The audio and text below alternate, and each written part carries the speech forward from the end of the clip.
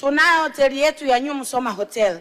Hiyo imekuwa ndio icon ya mkoa wa Mara na jimbo la Msoma mjini. Serikali haioni sasa ni muda mwafaka TRC kurudi kuinua hoteli hiyo ili kuweza kufungua fursa za ajira na kuvutia watalii na ili uchumi wa Msoma mjini uweze kuimarika. Serikali inatambua umuhimu wa uendelezaji wa viwanda na uongezaji thamani katika kuchochea maendeleo kupitia mageuzi ya kiuchumi na kijamii.